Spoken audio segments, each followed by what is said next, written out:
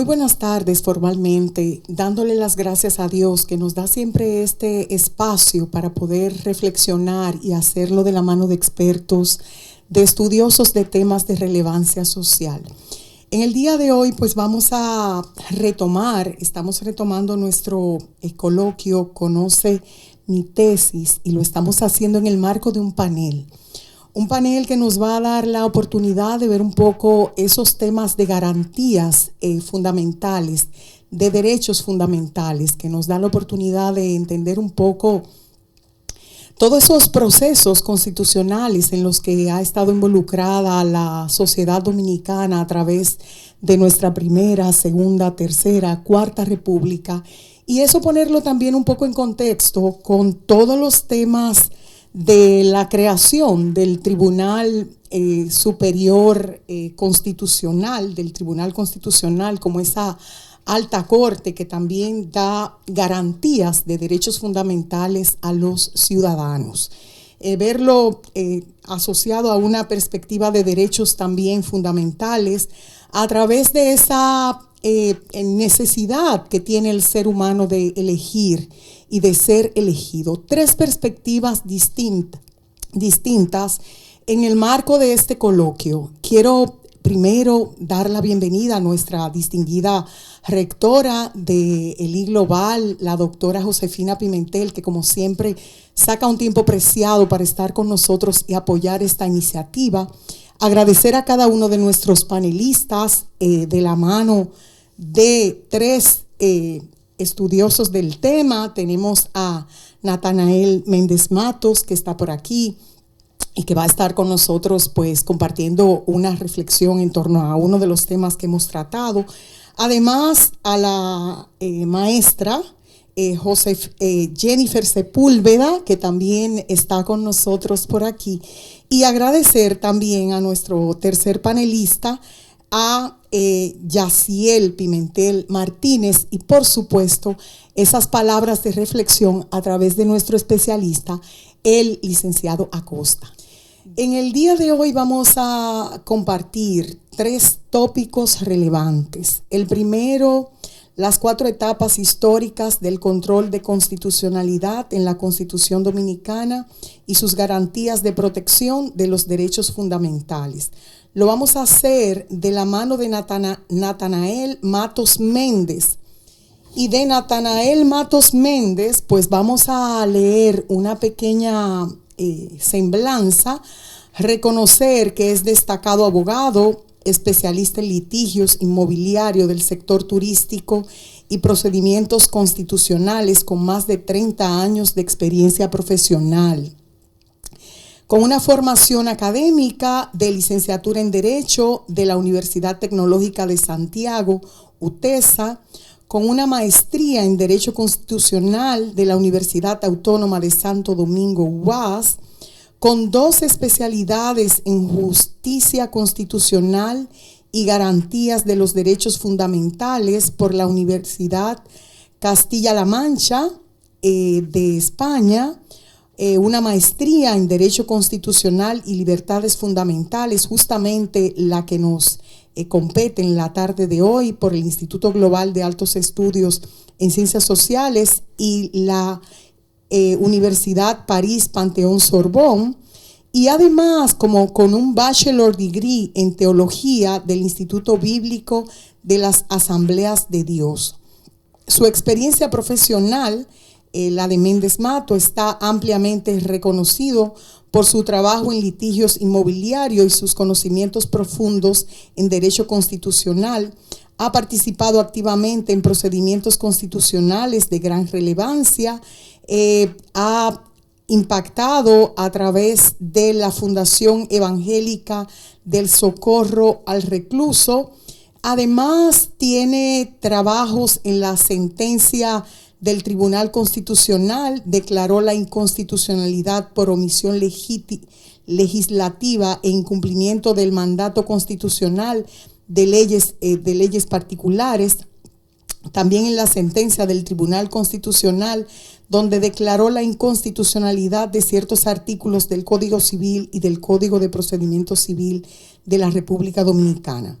Es autor de varias publicaciones y artículos, entre ellos debates sobre temas constitucionales, sobre la estructura de la ponderación, el mito de la multiculturalidad en el Estado constitucional, la estructura de los derechos fundamentales, teoría de la axiomación de las categorías de los límites en los derechos fundamentales, antecedentes históricos de la Declaración Universal de los Derechos Indígenas, poesía trascendentalista, modelo de solución de la hipótesis de Riemann.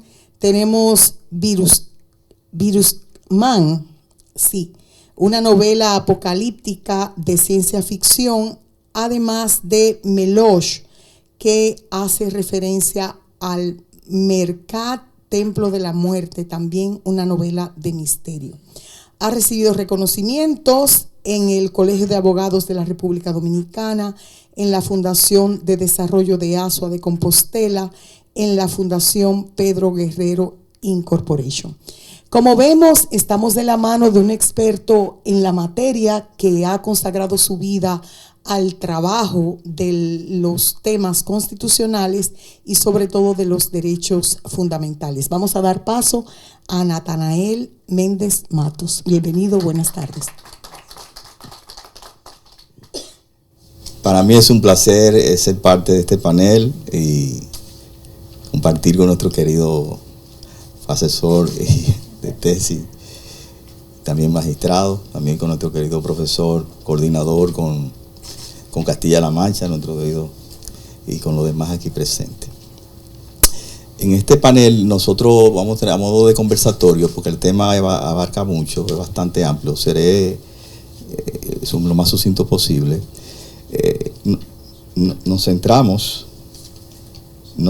básicamente en la primera etapa de la República. Nos centramos en 4 etapas del control de constitucionalidad. Pudimos observar el periodo, el lapso de tiempo que abarca desde 1844 hasta 2015. Tomamos 3 años del Tribunal Constitucional para resaltar precisamente las garantías efectivas y su evolución.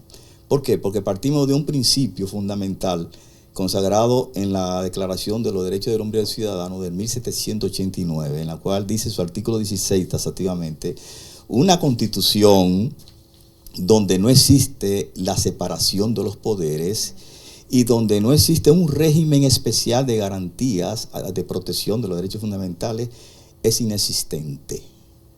De manera que podemos tener una constitución como nuestra, como donde abarquemos todos los temas que tienen que ver con los derechos fundamentales, pero si no hay un régimen de garantía de protección, como son las garantías institucionales, las garantías normativas y las garantías jurisdiccionales, incluyendo también otro tipo de garantía que Pizarro lo consagra, que son las garantías orgánicas.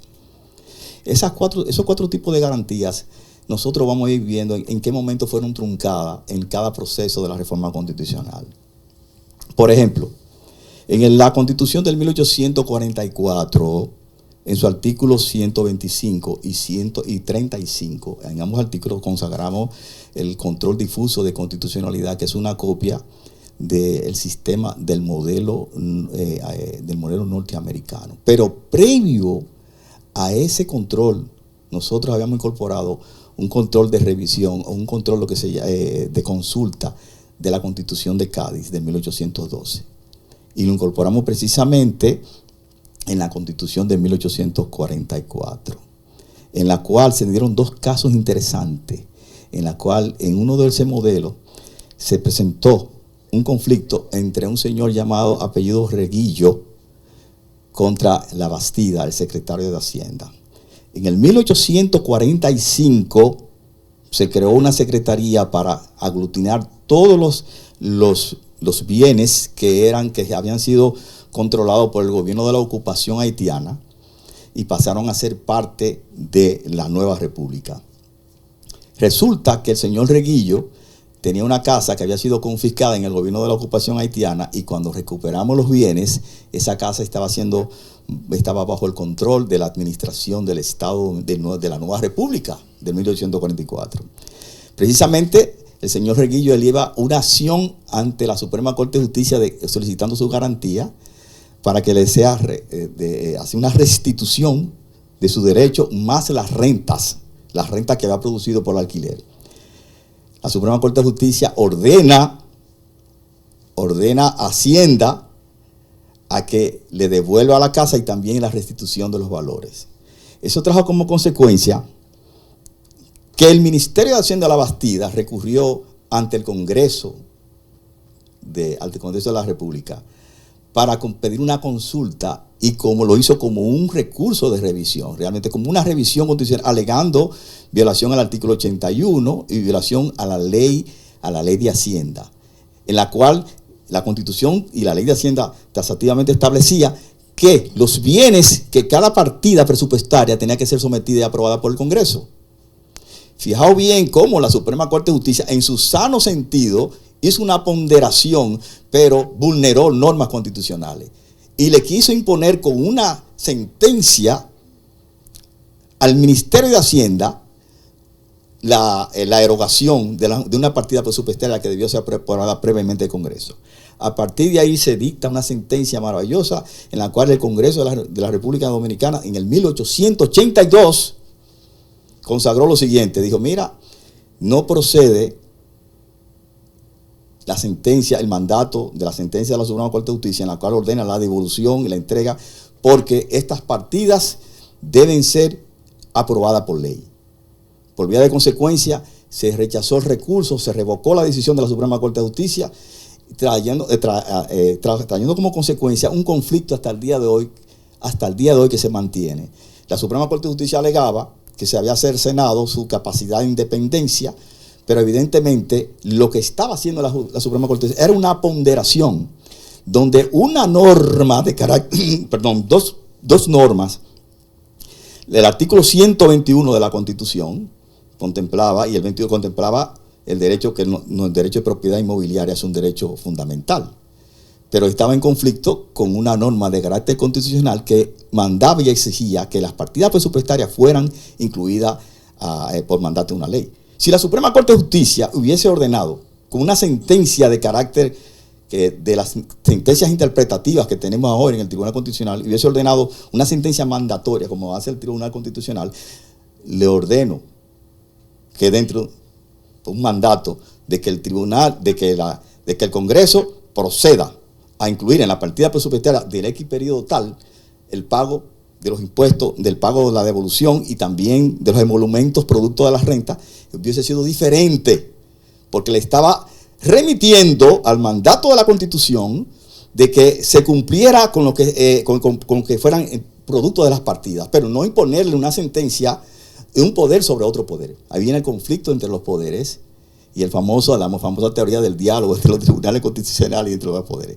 Entonces, les traigo a colación cómo empezó en nuestra vida constitucional en 1844, ese hecho importante. Otro hecho muy importante, se dio un conflicto en el 1855, en la cual el Procurador General de la República le estaba exigiendo a los jueces del Poder Judicial, a la Suprema Corte de Justicia, que impongan ante los tribunales decisiones, procedimientos de carácter administrativo para que se diera el cumplimiento de una serie de situaciones que se estaban dando en esa época de la República. Resulta y viene a ser que la Suprema Corte se incomodó porque no estaba haciendo mandato de la Procuraduría General de la República, y eso llegó al Congreso de la República Dominicana. Y el Congreso también estableció lo que se llama la división de las competencias.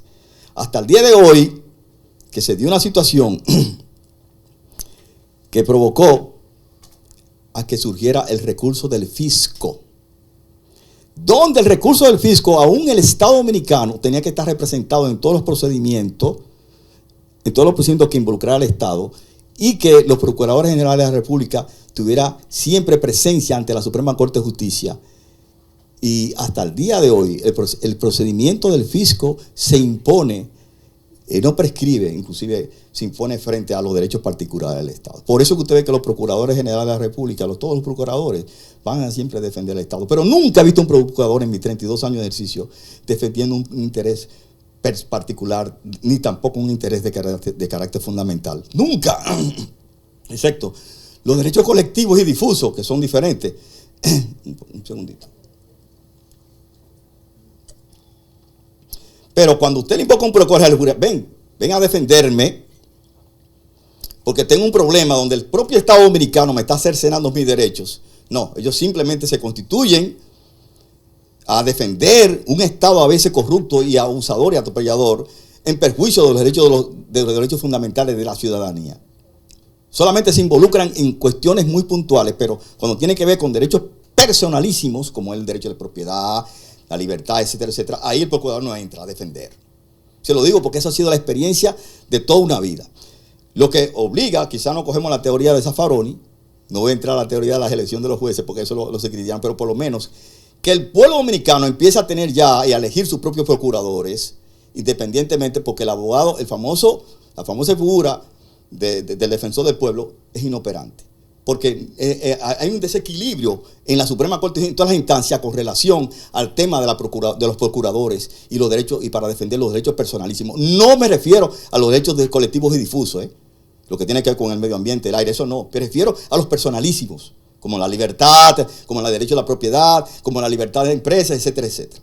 En ese sentido, en ese periodo, para no perder tanto tiempo en ese tema tan apasionante, en estos 4 periodos históricos de la historia, vemos que la Primera República, el periodo de 1844 al 61, se dieron situaciones muy interesantes. En ese periodo hubo 3 reformas importantes, que fue la del 1854, hubo 2 reformas y la del 58. ¿Por qué? Porque la del 54, 1854, la que se dio en febrero y después de diciembre,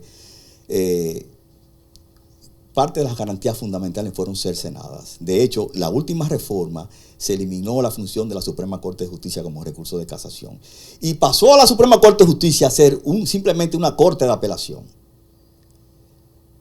Entonces, en la reforma, eso provocó que los pueblos del este, la revolución que hubo en el este en el 1857, provocó que se extendiera y dio origen a la Constitución de Moca del 1858. ¿Por qué? Porque en ese periodo importante de la primera reforma, después de 10 años, en vez de reforzar las garantías normativas e institucionales para acceder a los derechos fundamentales, lo que hizo fue que se cercenaron y se cerraron y le quitaron a la Suprema Corte de Justicia esa función que tenía de conocer el recurso, el artículo 125 y el 35 del recurso de constitucionalidad. Que dicho sea de paso, que se usaba más ante el Congreso. Se usaba más ante el Congreso cuando había conflicto de competencia entre órganos. Voy a ir resumiendo. Sí. La Segunda República fue en el 1865 al 1816. Todos sabemos que del 1865, en ese periodo se dio la restauración, incorporamos una serie de leyes maravillosas, que hasta el día de hoy algunas están vigentes, otras no. Y lo que pasó en el 16. En el 1916 fuimos objeto de una ocupación militar, pero quiero resaltar que desde el 1816 al 1916 al 1924, cuando se dio la reforma constitucional de 1924, incorporamos lo que se llama un control mixto de constitucionalidad con la Constitución del 1924, en la cual se podía acceder por la vía indirecta e inmediata en materia de constitucionalidad, en materia inclusive de derechos fundamentales. Si cuando estaban siendo amenazados o en este caso coaccionados, exacto, se podía acceder por la vía directa como una especie de amparo institucional, de amparo ante la Suprema Corte, que tiene una asimilación a la de Querétaro, porque la Constitución de México del 1818, pero nosotros avanzamos hacia el 1924, unos años más luego respecto a eso. Siempre se hace énfasis que el control de constitucionalidad nace en el 1924. Realmente el control de constitucionalidad estaba limitado para cuestiones de carácter general, como tiene que ver hacia la sociedad. Y todo lo que tiene que ver, un conflicto particular, se estaba sujeto a una controversia interparte. Lo que pasaba era que el caso se sobreseía y se mandaba a la Suprema Corte de Justicia para que conociera el proceso de constitucionalidad. hasta tanto se pronunciara. Pero tenía que ser producto de una controversia interparte. ¿En cuáles casos no tenía que estar condicionado como el referimiento a una controversia interparte? Simplemente tenía que estar cuando había, por ejemplo, un derecho fundamental envuelto y que podía ser amenazado. En este caso, yo podía ir directamente a la Suprema Corte de Justicia sin tener que justificar que tenía una instancia abierta en tal sitio. De manera que esa reforma de 1924 ha sido la más avanzada que hemos tenido en este periodo de la Segunda República. Resulta que en el 1927 esa constitución fue modificada y fue eliminado ese control que teníamos de control mixto, que había una especie de control concentrado en cierta materia y una especie de control difuso y un amparo institucional por la vía directa e inmediata siempre y cuando estaba envuelto un derecho fundamental. En ese sentido, teníamos tres tipos de garantías institucionalizadas en la reforma constitucional de 1924. La jurisdiccional, la normativa y la institucional. Y la institucional. En ese sentido, en el 1927 se dio un retroceso nefasto que nos perjudica a todos. En la Tercera República, en la Tercera República del 24 al 65, se dieron procesos muy interesantes. En la reforma constitucional de 1934 se incorporó lo que se llama el último recurso ante la Suprema Corte. Pero recuerden que la Constitución del 1908, la reforma constitucional de Moca del 1908, incorporó de nuevo la función de la Suprema Corte de Justicia como Corte de Casación y creó una especie de certiorari casacional. ¿Por qué? Porque cuando fungía como Corte de Apelación, aquellos casos que había fallado y que entonces iban donde ella como Corte de Casación, ella tuvo que tirar una sentencia diciendo, espérate, yo no puedo conocerte, ya te conocí como Corte de Casación, como Corte de Apelación, cuando yo tenía la función de Corte de Apelación con la reforma constitucional de 1854, pero ahora no te la puedo conocer como Corte de Casación, porque ya yo conocí eso. Entonces hizo una especie de certiorari casacional en esa reforma del 1908, la de Moca, que fue muy avanzada y en la cual incorporó de nuevo la función de Corte de Casación y después se fueron creando la función de las Cortes de Apelaciones. En esta reforma de 1924 al 65, en el 1934 se creó una reforma interesantísima, como dice Amiaba, nuestro querido profesor Amiaba, que observaba el profesor en la tesis, que en el 1940 dictó a la Suprema Corte de Justicia una sentencia en la cual se estaba creando las condiciones, en cuáles condiciones se podía recurrir como único recurso. En la reforma constitucional de 1942, ahí está la teoría de la inexistencia de recurso de recurso de constitucionalidad ante la Suprema Corte de Justicia. Me explico. En la reforma, en la comisión revisora del 1942, se incorporó como condición de que el recurso de revisión constitucional no era oportuno, no era necesario ser incorporado en la Constitución. Y se elimina de la reforma de 1942. ¿A qué fines? A que los tribunales del Poder Judicial fueran los únicos que tuvieran la facultad para conocer el recurso en materia de constitucionalidad como una condición, como defensa al fondo. ¿Qué significa eso? Que si yo tenía un conflicto, me invocaban una ley, yo podía invocar como defensa al fondo la inaplicabilidad, la inconstitucionalidad de esa ley, pero no era expulsada del sistema. Y no era expulsada en el sistema, simplemente el juez se abstenía porque yo la estaba invocando como una defensa al fondo. Yo no estoy haciendo un recurso de inconstitucionalidad para expulsarla del sistema, sino como una defensa, una declarativa de inconstitucionalidad. No me aplique esa ley, porque yo te la estoy invocando como defensa a fondo, porque fue restringido en la reforma constitucional del 1942, a tal punto que en la Suprema Corte de Justicia, en el 1969, una sentencia valiosa, mantuvo el mismo criterio hasta que donde pasaba a ser que el control difuso de constitucionalidad era precisamente existente. No, se planteaba como un medio de defensa. El control difuso de constitucionalidad del 1942 hasta el 1969, hasta el 66, hasta el 74, 94, vamos a decir, profesor, se mantenía como un medio de recurso al fondo, de recurso al fondo. ¿Por qué? Porque el control difuso fue cercenado Y la Suprema Corte de Justicia no restableció esa función que tenía la Constitución de 1908, sino que la Constitución de 1942 eliminó esa facultad que tenía la Suprema Corte de Justicia con la reforma de 1934 que se había hecho, que había dado como único recurso, que era una especie de muy parecido a lo que se estableció en el 1800, la reforma de 1908, aunque era un control difuso, y la reforma del 1924. Esos son los aspectos más importantes que era en la Tercera República. La cuarta, que todas la conocemos, para ir ya reduciendo, ahí tienes diferentes subperíodos, el periodo del 1966 al 94. En el 1998, la Suprema Corte de Justicia dictó una sentencia maravillosa, que todas la conocemos, creó las bases fundamentales del amparo del habeas corpus, y fue creando, estamos hablando de garantía, ¿no? Y parte de las garantías institucionales que tiene que ver con la presentación del cuerpo, es una sentencia y que dio lo que se llama la facultad, le dio la competencia al juez de primer grado, apelación y casación. Esa sentencia de 1998 fue maravillosa. Recordemos que hubo una reforma, se incorporó en el 1994 con la reforma constitucional lo que se llama el Consejo Nacional de la Magistratura. Y con esa reforma de 1994 incorporamos el control concentrado de constitucionalidad, que sabemos que no nace ahí. Nace en la reforma del 1924, pero mixto, con un carácter mixto. Aquí nace con un carácter evidentemente especial y también manteniendo todo el conflicto, todo lo que tiene que ver invocado como un control difuso de constitucionalidad, que nunca fue cercenado en todo su sentido lacto. ¿Por qué? Porque la reforma del 42 lo que hizo fue que le dio facultad a que cada parte invocara como medio de defensa.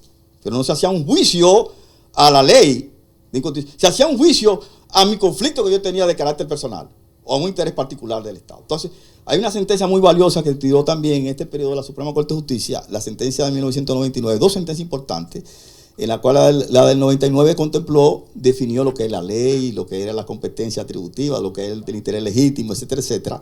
Y una sentencia que nuestro querido profesor, que era el caso Avon, donde se estableció nuestro querido las garantías institucionales en materia de amparo, 1999. Esa sentencia, el caso Avon, en la cual se le da ya se acoge la Convención Interamericana de los Derechos Humanos, el artículo 8.1 básicamente, que contemplaba el amparo, nosotros la acuñamos en ese periodo interesante. Las competencias, después vino la ley de amparo del 2006, que fue modificada, etcétera, etcétera, y hasta lo que pasó, terminamos con la hora cumbre, que yo sé que es nuestra, la Constitución del 26 de enero de 2010. Señores, eso ha sido lo mejor que le ha pasado a la República Dominicana. Una obra de esta institución y de en ese entonces presidente de la República Dominicana, doctor Leonel Fernández. La Constitución de 2010 creó la figura del Estado constitucional, creó el Tribunal Constitucional y creó las bases mismas del Estado de Derecho que habían sido cercenados en todo el periodo. Miren, los 12 años de Balaguer, las garantías institucionales todas fueron cercenadas. Todas. No hay una de las garantías que fueron recuperadas. ¿Por qué? Porque esa sentencia del 69 fue dada en el periodo de Balaguer, 1966, 3 años, se mantiene esa sentencia nefasta, porque hay una reducción sustancial a las garantías. Y por eso me remito, y voy a concluir con el artículo 16. En ese sentido, para ir resumiendo, nosotros, y para dar paso, nosotros planteamos lo que se llama unas reflexiones al final, unas reflexiones en las cuales planteamos nuestra tesis que la importancia de ir modificando la ley 137-11, que el quórum, el magistrado está aquí presente, el quórum de 9 votos de 13 es muy alto para tratar un tema, por ejemplo, de un amparo, un recurso de división en materia de amparo. Usted sabe lo que necesitan 9 votos para eso. O cuestiones que tienen que ver, y le proponemos en esa que se cree en sala, que no es una idea mía, es una idea de muchos juristas, en la cual se vayan creando salas especializadas y para reducir ese quórum tan agravado en materia para ir también dándole más efectividad a las garantías y que sean de la mano. ¿Cuál es la diferencia entre un derecho fundamental y un derecho ordinario, y un derecho humano? Es que el derecho fundamental se puede invocar por la vía directa e inmediata. sin yo tener previo dentro de los 60 días de la turbación, sin yo tener que hacer uso de un recurso, una acción interpartes. Simplemente yo siento que están siendo amenazados, que me van a desalojar porque el nombre mío es una equivocación. Yo voy a donde el juez de amparo, mira, ayúdame. Entonces resulta que el juez se declara incompetente, se declara inadmisible, porque hay una vía de ¿qué? Más idónea. Resulta que la Constitución tuvo que plantearle, mira, cuando tú digas que una vía más idónea, di cuál es la vía. Y de una sentencia maravillosa al respecto. Entonces, cuando usted va a la Suprema, al Constitucional, hace una revisión después de los 5 días, resulta que hay un impasse porque hay 9 jueces, cabezas pensantes, que necesitan 9 cabezas pensantes. Hay 5 que dicen que no, que eso no. Ustedes. En ese sentido, lo que le quiero decir, y voy a concluir, entonces está dentro de esas propuestas, la modificación, otra cosa, para la elección de los jueces del Tribunal. Y quiero que me perdonen, yo tengo 61 años, no es que estoy buscando, y ese jovencito brillante que está ahí, que tiene doctorado, que es magistrado, que me perdone. Yo creo que para acceder al Tribunal Constitucional debe ponerse un límite de por lo menos 70 años de edad. Y perdónenme, es una de las, eso es mucho ser magistrado. Tú ves que me iban a matar, o 60, no sé, porque no puede ser que tantos jóvenes que todavía no, mira, esto es muy delicado lo que voy a decir. El ejercicio forma al abogado, y no es porque el abogado que sea abogado, no es que sea más inteligente que el otro, es que la vida lo ha enseñado. Al tener tantos casos, ha tenido que estudiar, es un tesis de defensa. Y por eso cuando tiene 30 años, 60 años, es porque ha aprendido mucho por la necesidad. Pero si usted agarra a jovencito y lo pone y lo engancha allí en el Tribunal Constitucional, Dios mío, perdónenme, hay que modificar y crear. Mira, cuando lo eligieron, todo el mundo estábamos contentos. Pero usted no se imagina lo que nos pusimos contentos. Un juez de carrera y Franklin que se ha pasado la vida entera. Pero yo quiero que me perdonen con esto, porque yo soy más artista que abogado y por eso a veces en ese sentido. Pero nada, esa fue una de las propuestas que yo propusimos y otras más. Voy a hacer y voy a concluir con esto diciendo, artículo 16 de la Declaración de los Derechos del Hombre y del Ciudadano del 1789. Producto de la Revolución Francesa. Una sociedad donde la división de los poderes no estén definidos y donde no existe un régimen de garantía especial de los derechos fundamentales, carece de constitución. Su constitución es inexistente. Y muchas gracias.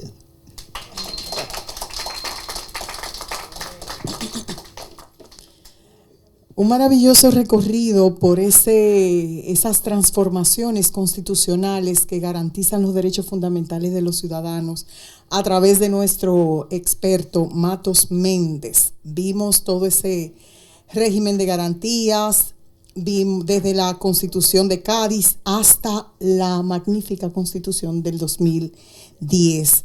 En su participación él hacía referencia justamente a las garantías fundamentales a través de la jurisdiccional, la normativa y la institucional, y también hizo un hincapié en el cumplimiento de las sentencias interpretativas. Y para esto, pues, hemos invitado a nuestra siguiente panelista, que es Jennifer Sepúlveda, que va a tratar justamente el cumplimiento de las sentencias interpretativas del Tribunal Constitucional de la República Dominicana como garantía de la supremacía constitucional en el marco 2010-2020.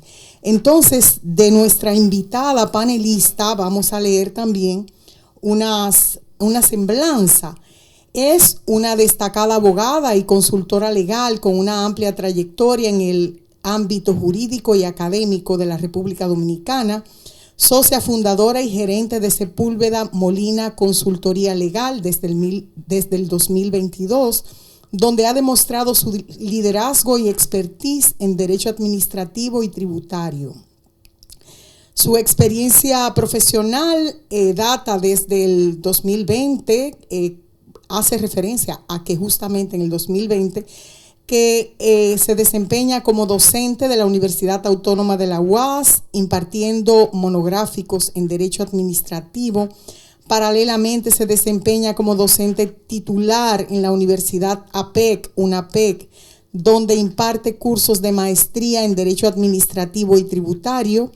Antes ocupó cargos relevantes en la Dirección General de Impuestos Internos, primero como abogada litigante entre el 2018 y 2021 y luego como encargada del Departamento Legal de la Administración Local de San Carlos entre el 2021 y 2022. También fue abogada asociada de López Grullón Abogados y Consultores entre el 2016 y 2018. Su experiencia inicial en el ámbito judicial incluye roles como oficinista en diversas salas del Juzgado de Primera Instancia del Distrito Nacional y en el Juzgado de Trabajo de la Provincia Santo Domingo entre el 2012 y el 2016.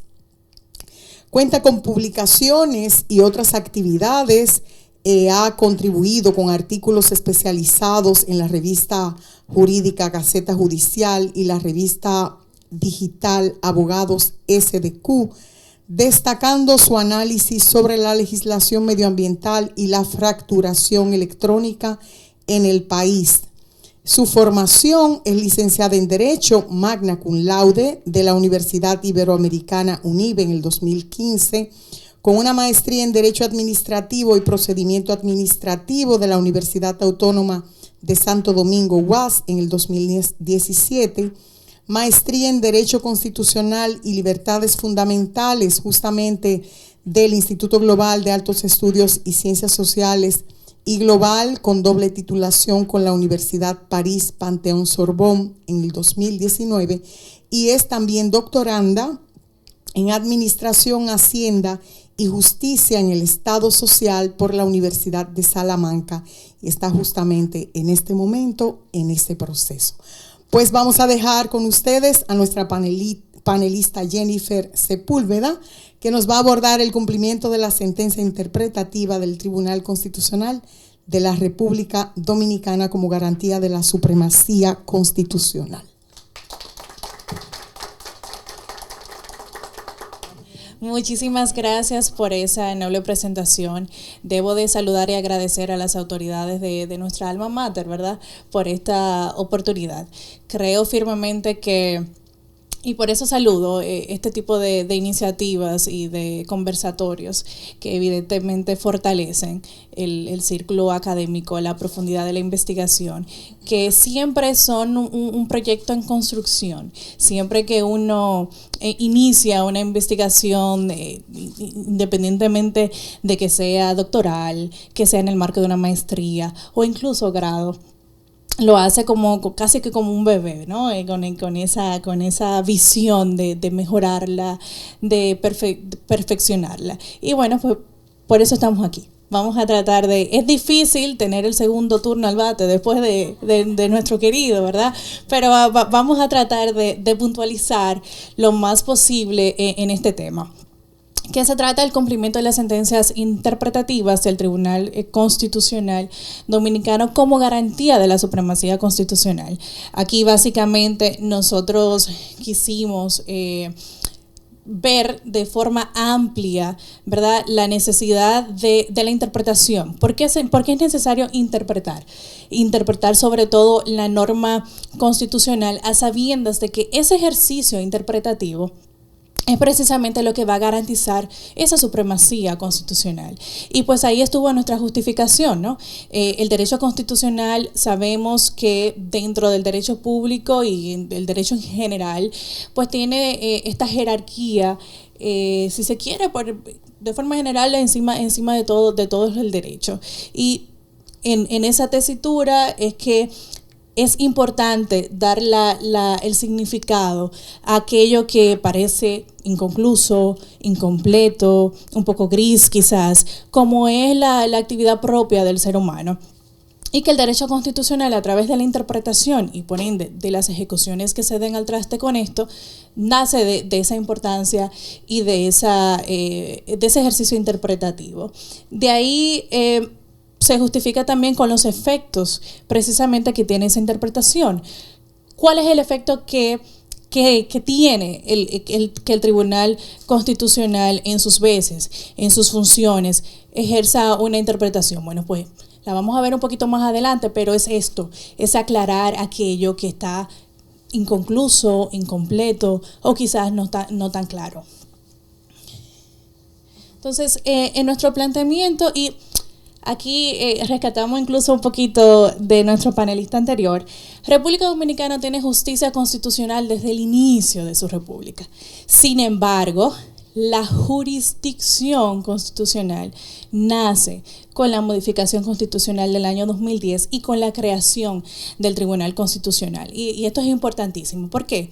Porque con la creación del Tribunal Constitucional es que nacen precisamente sus facultades. Y dentro de sus facultades, en el artículo 47 de la Ley Orgánica del Tribunal Constitucional y los procedimientos constitucionales, es donde se le endosa esa facultad al Tribunal Constitucional de emitir sentencias interpretativas y en sus distintas modalidades, exhortativas, aditivas, estimatorias, que era un poco quizás lo que escuchamos anteriormente, en ese ejercicio interpretativo. ¿Cuándo debo de adicionar algo en el marco de mis funciones para que esa norma, que pareciera en principio quizás no estar muy acorde, ¿no?, con los parámetros constitucionales, adicionándole quizás un procedimiento, quizás un plazo, quizás una figura, entonces ahí sí esté acorde? Y esto es muy importante porque de entrada sacar quizás una legislación no es lo más saludable, porque entonces estaríamos en un limbo jurídico, y es por eso que quizás el legislador en esa visión de Estado social, democrático, de derecho, que también se concretiza con esta modificación constitucional del año 2010, es que, crea este tipo de facultades. No vamos a quedarnos en un limbo jurídico, sino que vamos a interpretar, y vamos a interpretar siempre en pro de ese Estado social y democrático de derecho. Y dentro de esas facultades interpretativas del Tribunal Constitucional, también tenemos la realidad de que sus decisiones son vinculantes. Son vinculantes para todos y todas, incluyendo, y yo diría que de manera principal, pues al Estado, ¿no?, y a los particulares. Y es por esto la importancia de esta investigación o de este tema, repito, en construcción, porque si el Tribunal Constitucional es un ejercicio interpretativo y hace ese ejercicio interpretativo en virtud de que una disposición o norma o discusión en general resulta incompleta, hagamos este ejercicio, resulta incompleta o insuficiente, y nosotros o ellos como Tribunal Constitucional está llamado a garantizar la supremacía constitucional, y entonces en sus veces interpreta, y aquello que interpretó, que se supone que es lo que completa, ¿verdad?, esa disposición, entonces no es respetada, evidentemente tenemos un grave problema de institucionalidad y de posible vulneración de derechos, porque no se está respetando la Constitución. Es curioso porque siempre decimos que la Constitución es lo que los jueces dicen que son, y eso se concretiza un poquito más con el Tribunal Constitucional. Y a veces uno lo dice mucho en forma de chanza, pero lo cierto es que para eso está la interpretación. El Tribunal Constitucional tiene esa, y yo diría que es una facultad, pero también es una gran responsabilidad. Y creo que el Tribunal Constitucional ha hecho gala de esas facultades constitucionales, pero que, como vamos a ver un poquito aquí, en grandes pinceladas, nos resta un trabajo importante al momento de ejecutar esas interpretaciones. Y ahí nace la formulación del problema que planteamos, ¿no? Esa relación entre el nivel del cumplimiento de esas sentencias interpretativas y el grado de efectividad de esa garantía de la supremacía constitucional. ¿Qué tanto tenemos y valoramos la supremacía de la Constitución teniendo en cuenta las interpretaciones que hace el Tribunal Constitucional? Básicamente nuestro trabajo estuvo estructurado en 3 grandes capítulos, donde en el primero abarcamos la jurisdicción constitucional, haciendo un poco ese recorrido histórico de qué es la jurisdicción constitucional. Y aquí rescato un poco lo que decía al inicio. Sabemos que República Dominicana tiene doble control constitucional, difuso y concentrado, pero, y rescato lo que decía inicialmente, y y vuelvo atrás insistentemente porque es muy importante, siempre hemos tenido justicia constitucional, siempre hemos podido hablar de derechos fundamentales, de nuestros derechos. Ahora bien, de forma concentrada en la jurisdicción se crea en el 2010. Entonces, todo lo que tiene que ver con las sentencias constitucionales, el tipo de sentencia constitucional, la forma en la que puede ser interpretada, ya sea de forma exhortativa, aditiva, estimatoria, desestimatoria, todo eso lo abordamos en un segundo capítulo. Y ya pues finalmente en el tercer capítulo hablamos todo lo que tenía que ver con la interpretación constitucional y evidentemente la ejecución de las sentencias constitucionales, rescatando por supuesto la base constitucional de la misma. Aquí quizás algunos puntos de la teoría general de la Constitución y demás puntos lo vamos a ver muy someramente, aunque sé que el magistrado al final va a rescatar mucho de eso.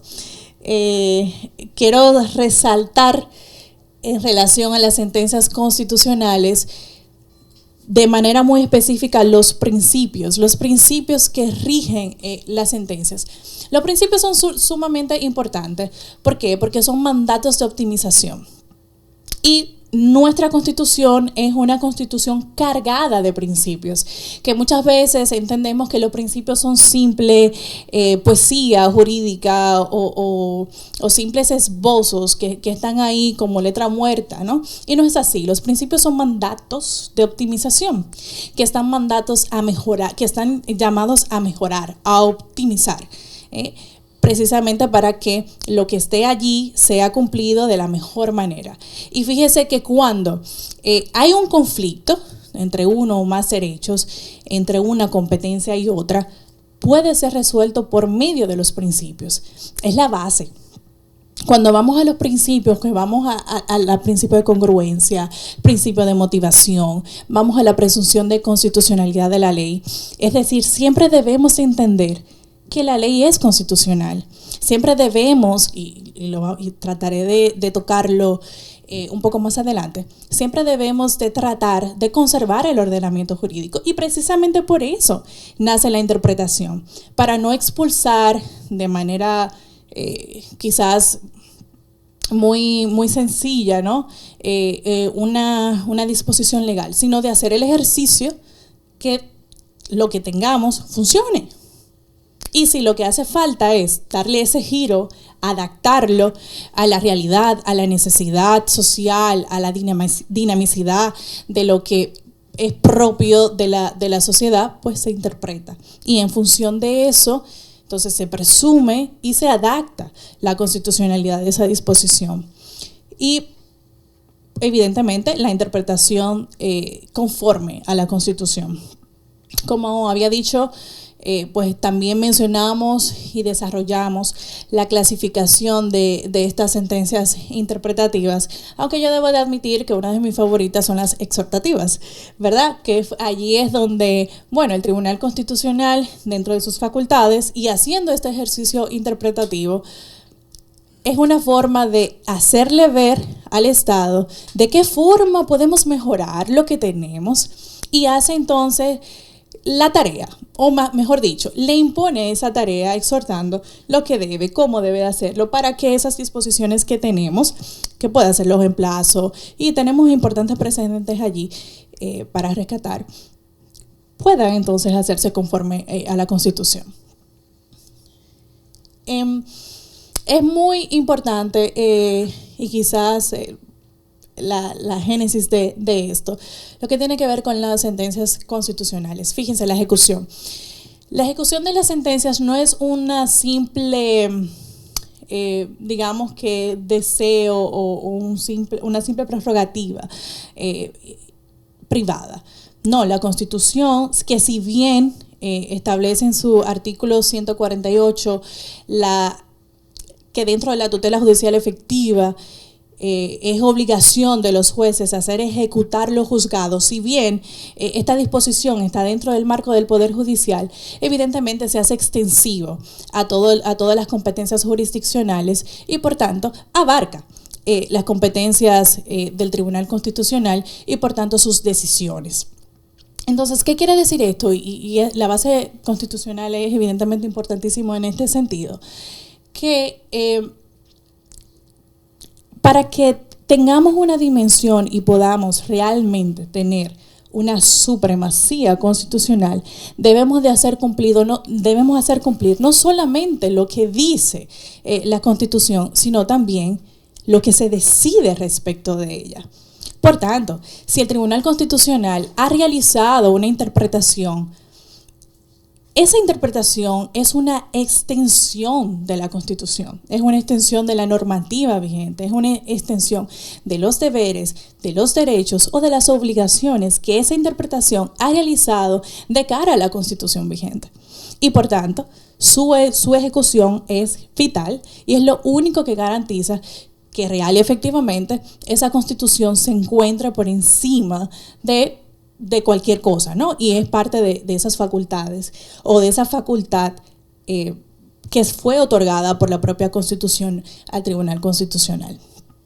Aquí volvemos a retomar un poquito quizás de los principios, porque como les decía, los principios son los que están llamados a que las cosas funcionen, a que el tribunal, independientemente del tipo de sentencia interpretativa que esté realizando, pueda encaminar, ¿verdad?, esa interpretación. El principio de la fuerza normativa de la Constitución, de la corrección funcional, pero sobre todo quisiera resaltar del efecto integrador.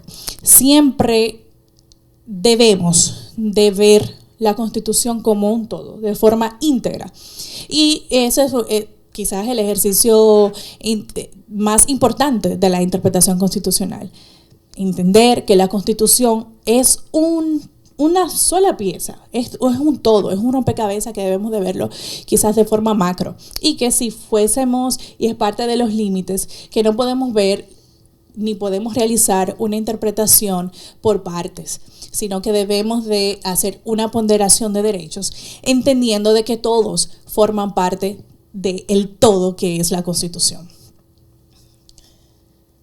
Hay diferentes métodos, ¿verdad? Hay clases de interpretación.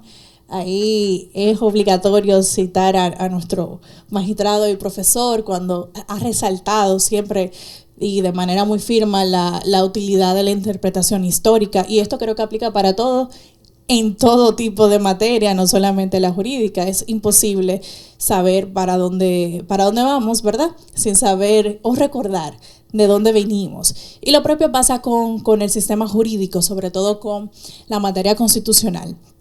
Y para muestra, pues, el recorrido maravilloso que hizo nuestro amigo Natanael en relación a esto, a las modificaciones constitucionales. Para poder tener una correcta interpretación, para poder salvaguardar la esencia, el núcleo esencial de ese derecho que se pretende hacer valer, proteger, de esa garantía, debemos de conocer la historia, cómo surge, por qué evoluciona, hacia dónde evoluciona. Recordemos que el derecho, y en sentido general, pero sobre todo el derecho constitucional, no puede abarcarlo todo. Y para eso están los principios, para eso están las clases, para clases de interpretación, y para eso están los métodos, para evidentemente adaptarnos a las necesidades que se van dando y de esa manera pues dar respuesta a las necesidades jurídicas que se susciten. Y aquí es muy importante establecer los límites de la interpretación constitucional y la división de los poderes. Hay una preocupación, digamos, importante de una parte de la doctrina donde dice que la interpretación es peligrosa porque pone sentencias aditivas donde ya el poder legislativo ha legislado, ha dicho que debe de tener. Es decir, dice, bueno, es que si interpretamos y agregamos donde ya hubo una disposición que manda sobre esto, entonces tú estás limitando el poder. Ahí mi adorado magistrado diría, bueno, es que a veces es un poco necesario. Y sí, lo es. Y para eso está la interpretación. Sin embargo, como todo, y sobre todo en materia pública administrativa, sabemos que los límites están precisamente para controlar el poder. Ningún poder, inclusive el interpretativo del Tribunal Constitucional, puede estar desbordado. Y esos límites son estos. Bueno, la finalidad primigenia de la interpretación tiene que ir precisamente a desentrañar ese contenido normativo. Cuando el Tribunal Constitucional va a interpretar, debe de decir por qué, cómo, hasta dónde va a ir esa interpretación, pero sobre todo no saliéndose de lo estrictamente necesario. Recordemos que decía que uno de los principales o digamos, principio más importante es precisamente tratar de tener esa congruencia constitucional, de mantener la constitucionalidad de todas las piezas legislativas o de la legislación en general y simplemente interpretar, que básicamente esclarecer lo que se quiere decir de forma muy puntual y específica cuando sea estrictamente necesaria. Y ahí vamos a que dentro de esos mismos límites está pues el respeto a la misma Constitución y por tanto a esos preceptos, a esos principios y a esos valores que están contenidos en ella misma. Y por eso siempre digo que siempre vamos a volver a los principios, que son los que nos van a ayudar a optimizar aquello que establece la Constitución. Y pues evidentemente el límite está íntimamente relacionado pues a respetar estos tres poderes del Estado. Si yo voy a interpretar y voy a esclarecer lo que aquella ley no dijo o no desarrolló de forma óptima, o quizás porque en ese momento no se había suscitado la necesidad de que se esclarezca una situación específica, ahora yo no voy a legislar, que son cuestiones totalmente distintas, y precisamente porque hay que respetar esta división de poderes que, como decía Natanael, sin esa división de poderes no tendríamos más que una anarquía. Y este respeto pues también lo que hace es que garantiza esa división. Aquí vamos a quizás a dar unas pinceladas un poquito más concretas en relación a la base constitucional, y esto tiene varias dimensiones, que va desde el cumplimiento de las sentencias como parte de la efectividad del Estado, que lo vemos en el artículo 7 de nuestra Constitución, con su triple dimensión, si se quiere, Estado social, democrático y de derecho, que tiene pues una razón de ser en esa triple dimensión constitucional.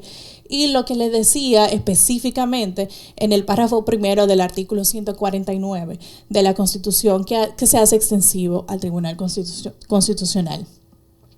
Quisiera resaltar quizás alguna sentencia del tribunal donde establece que del propio Tribunal Constitucional en el año 2014, específicamente la 147, donde el mismo Tribunal Constitucional nuestro dice en esta sentencia que el incumplimiento de una sentencia constituye un grave atentado a la esencia del Estado social y democrático de derecho contenido en el artículo 7 de la Constitución.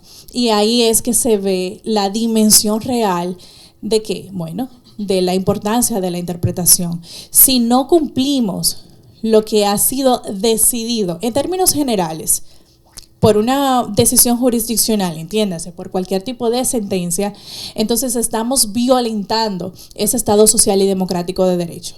Pero de manera adicional, si no hacemos ejecutar, si no ejecutamos aquello que ha sido interpretado por el órgano máximo constitucional, por el órgano de órganos en materia de interpretación constitucional, entonces ¿qué nos queda?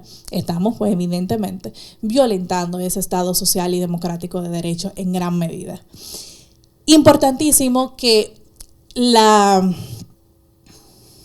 verdadera dimensión, la importancia, y hay que hacer hincapié en este sentido, de este tema, lo reconoce implícitamente el propio Tribunal Constitucional cuando crea la unidad de seguimiento de ejecución de las sentencias constitucionales en el año 2018.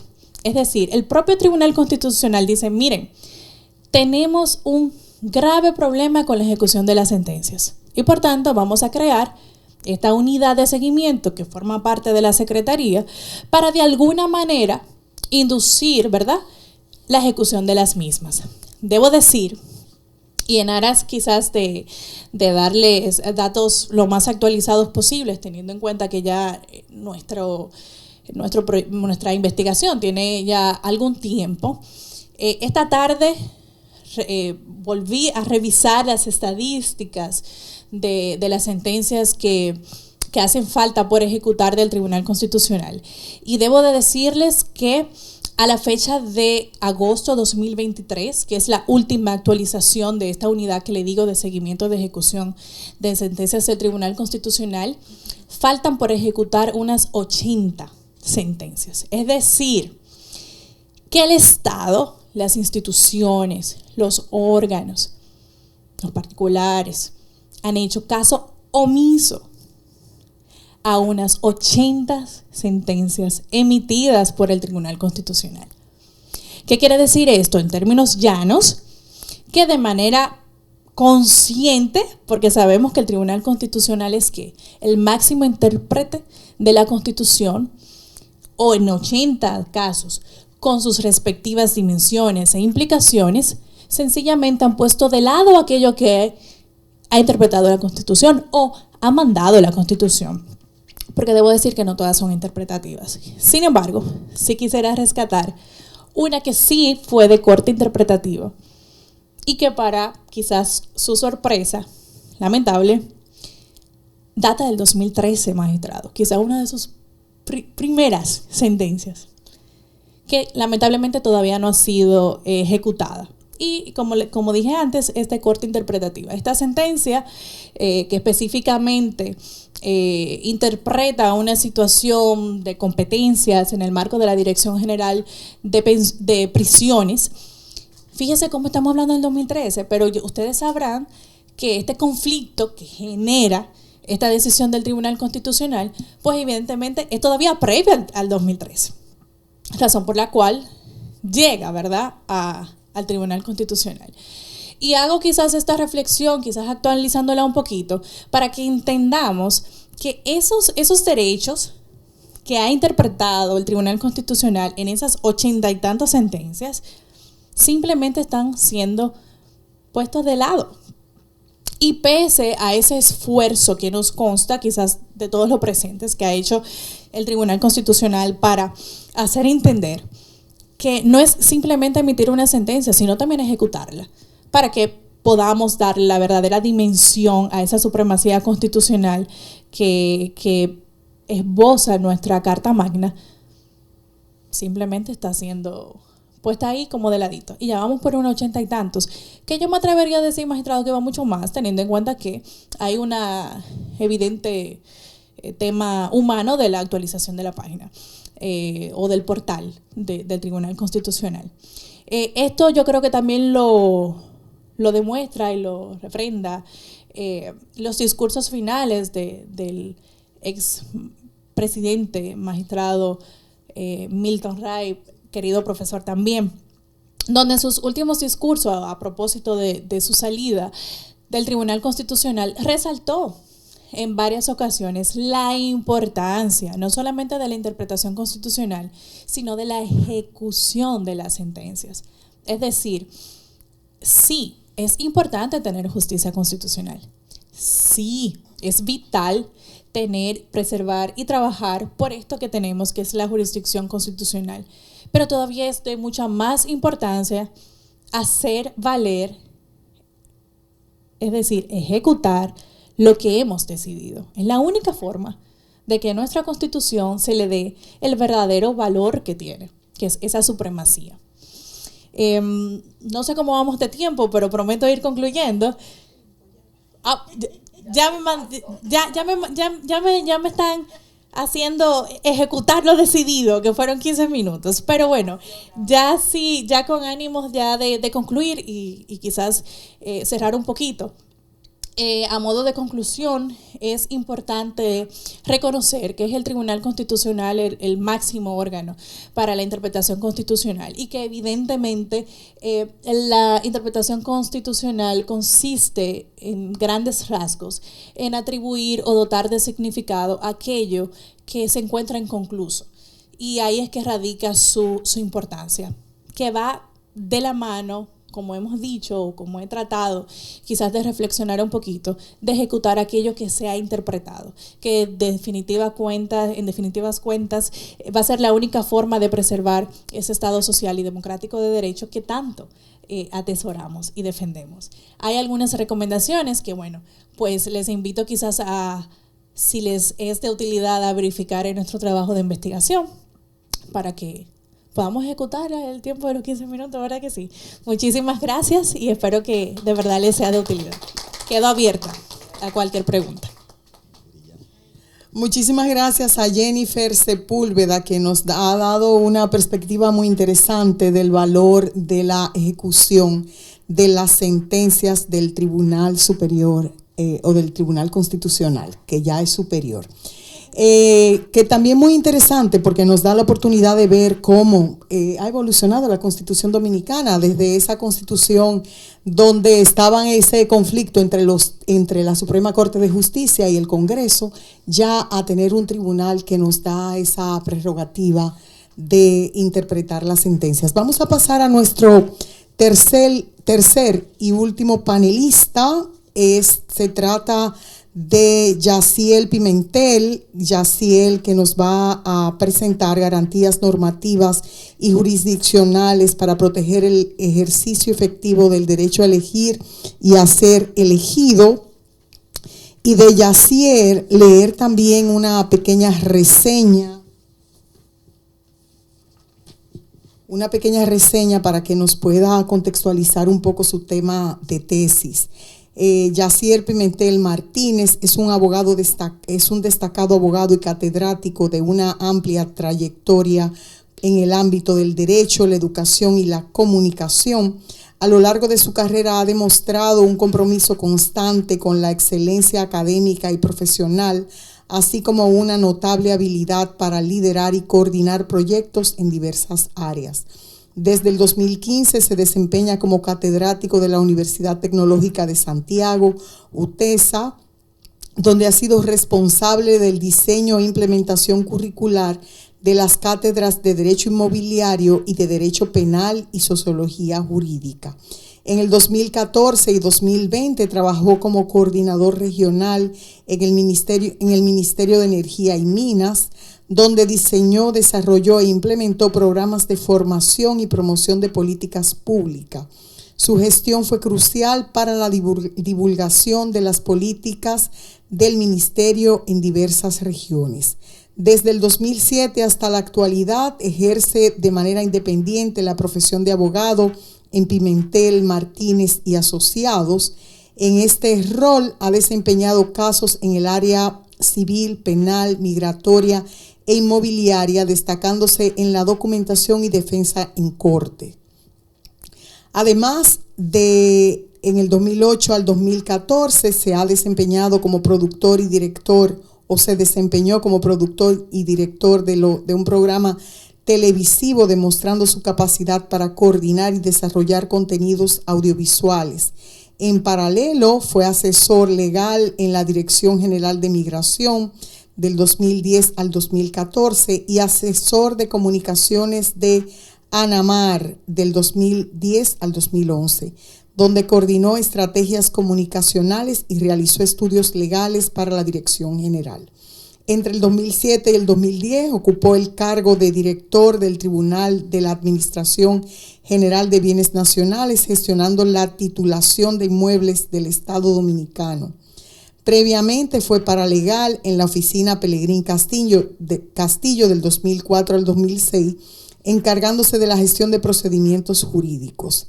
Su experiencia profesional también incluye la dirección y ejecución de proyectos de impacto social y desarrollo comunitario en Surfuturo, MPDL, CEDESO 2000 al 2004. enfocados en salud preventiva y capacitación técnico-profesional en la provincia de Independencia. Su formación como formación académica posee una sólida formación, destacándose la maestría de doble titulación en Derecho Constitucional y Libertades Fundamentales del Instituto Global de Altos Estudios en Ciencias Sociales y la Universidad Panthéon-Sorbonne, Francia.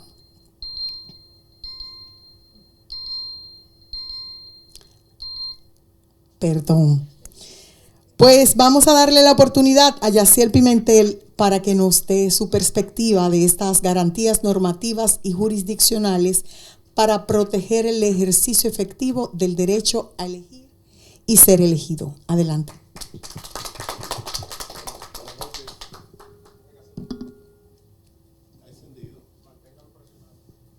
Mantengo presionado. Sí, señor. 1. Ok. No funciona. Bien, buenas noches a todos. Gracias por la invitación a nuestra alma mater en materia de Derecho Constitucional y Libertades Fundamentales.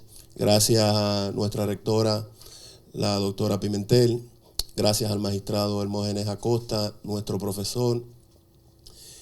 También gracias a todos ustedes por el favor de su asistencia. Y gracias a mis colegas que me antecedieron y a la presentadora.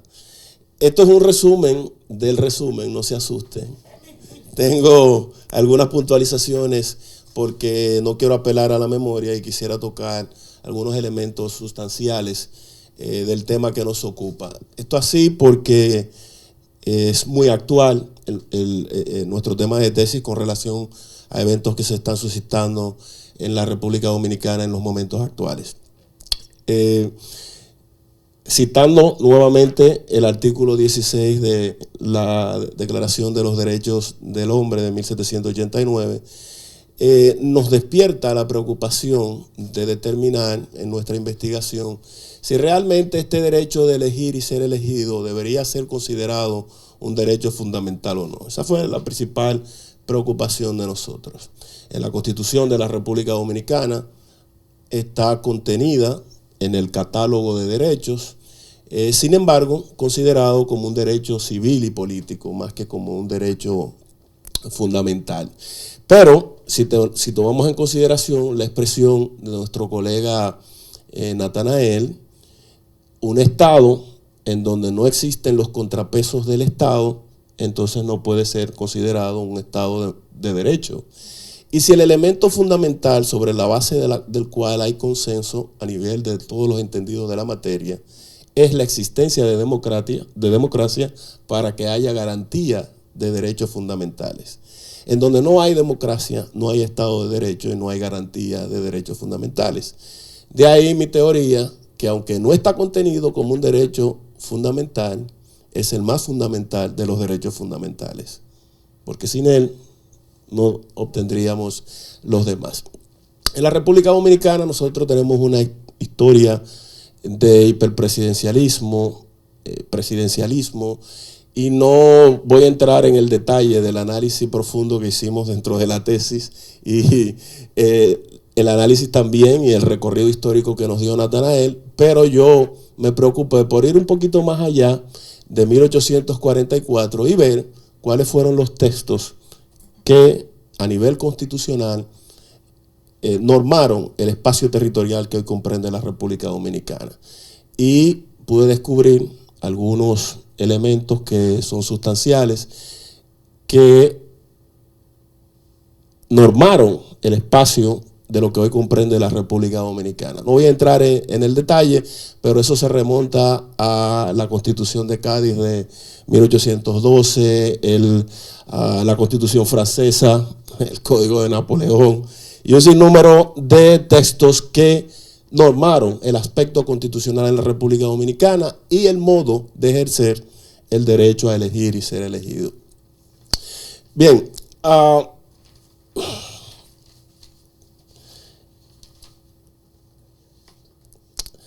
en nuestras conclusiones y recomendaciones, retos y desafíos, quiero irme ya a tratar esos aspectos que nosotros encontramos en nuestro proceso de investigación, nosotros entendemos que hay algunos retos y asuntos a los que tenemos que poner especial atención en la República Dominicana. Ya vimos todas las conquistas dentro del desarrollo histórico que tuvimos en la República Dominicana, que ha manifestado tanto Jennifer como Natanael. Sin embargo, la Constitución, como un texto vivo que necesita interpretarse, sobre todo en la República Dominicana, que es un texto aspiracional, enunciativo de las aspiraciones que tenemos nosotros, que nos pusimos de acuerdo en el 2010 para pues tener una Constitución con todos los aspectos positivos a resaltar en la República Dominicana. Entonces, ¿cómo se puede ejercer este derecho de sufragio activo y pasivo? Hay un cuadro que tengo, si me presta cualquiera de los dos, ¿verdad? Sí, lo tengo un poquito más para adelante, que es este. Si pudiéramos considerarlo, el derecho a elegir y ser elegido, como un derecho fundamental, en principio no podríamos, porque los derechos fundamentales no se pueden conculcar, no pueden limitarse. Sin embargo, si observamos en este cuadro, tenemos una amplia limitación de sectores o de personas que pudieran tener el uso de todas sus facultades, y sin embargo tienen limitado el ejercicio de ese derecho. Algunos pasivos, como es el caso de los militares, de los policías, los que están subyúdices, y el ejercicio, el sufragio pasivo, que es el poder elegir, activo, perdón, que es poder elegir. Hay que tener la mayoría de edad, entonces también es considerado un derecho de ciudadanía, y otros requisitos que sí regula la Constitución. Entonces, partiendo de ahí, pudiéramos determinar que la República Dominicana, nosotros, no es un derecho fundamental, pero su salvaguarda sí debe ser considerada como la más fundamental de los derechos fundamentales, porque sin la existencia de una buena democracia robusta y fuerte, no pudiéramos tener pues las garantías subsecuentes que se obtienen a través del mantenimiento y la sostenibilidad de un Estado democrático y de derecho. Hay algunas conquistas que hemos ido teniendo en el desarrollo, como primero mencionó también Natanael, el sufragio de las mujeres, que en principio no podían sufragar. Las constituciones, la Declaración de los Derechos del Hombre, magnífica, sin embargo, no eran todos los hombres que podían elegir y ser elegidos. Había que cumplir con una serie de requisitos. En la República Dominicana tuvimos también estos textos, porque nosotros hacemos una especie de simbiosis, de ahí la importancia del recorrido histórico. Tomamos un poco de todos los textos constitucionales que han normado en la República Dominicana: Constitución de Cádiz, Constitución de Francia, el modelo referencial para todos los países del área, la Constitución de los Estados Unidos, y tomamos un poco de todo eso y hemos ido construyendo, sobre la base también de nuestra propia evolución, este Estado social, democrático y de derecho, y se han ido consolidando algunas conquistas electorales, porque es el aspecto más sustancial para la protección y garantía de ese ejercicio de derecho a elegir y ser elegido. Hay algunos requisitos que también exige la Constitución y las normas con las cuales se debe cumplir para poder ejercer este derecho a elegir y ser elegido. Por ejemplo, en el caso de los senadores, hay que tener 25 años de edad. También establece que hay que haber nacido en ese espacio territorial o haber vivido de manera ininterrumpida unos 5 años de manera consecutiva para poder aspirar en esa zona. Sin embargo, esto también se puede prestar para algunas situaciones que no son pues el objetivo sustancial de este prerequisito.